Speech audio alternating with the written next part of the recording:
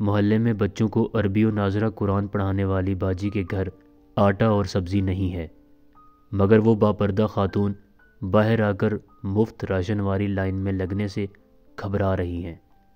Free ration تقسیم کرنے والے نوجوانوں کو جیسے ہی یہ بات پتہ چلی، انہوں نے متاثرین میں فری سبزی و آٹا کی تقسیم کو فوراً روک دیا۔ پڑھے لکھے نوجوان تھے، آپس میں رائے مشورہ کرنے لگے۔ بات چیت میں طے ہوا کہ نہ جانے کتنے سفید پوش اپنی آنکھوں میں ضرورت کے پیالے لیے فری راشن کی لائنوں کو تکتے ہیں، مگر اپنی عزت نفس کا بھرم رکھنے کی خاطر قریب نہیں پھٹکتے۔ مشورے کے بعد نوجوانوں نے فری راشن کی تقسیم کا بورڈ بدل دیا اور دوسرا بورڈ آویزاں کر دیا۔ ہر طرح کی سبزی 15 روپے کلو، مسالہ فری، آٹا چاول دال 15 روپے کلو۔ خصوصی آفر اعلان سنتے ہی مفت خور بھکاریوں نے اپنی راہ لی۔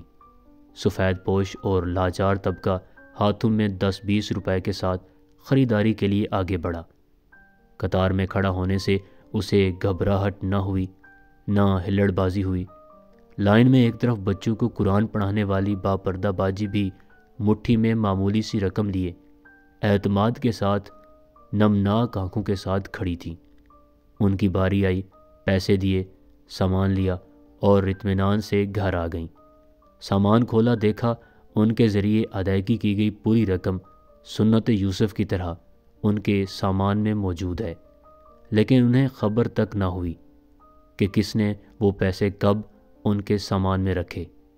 نوجوان ہر خریدار کے ساتھ یہی کر رہے تھے۔ یقیناً علم کو جہالت پر مرتبہ حاصل ہے۔ مدد کیجیے پر عزت نفس مجروح نہ کیجیے۔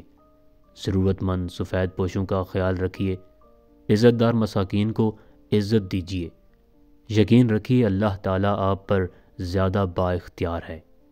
صرف آپ ہی پڑھ کر آگے نہ بڑھ جائیں بلکہ اوروں کو بھی شریک کریں۔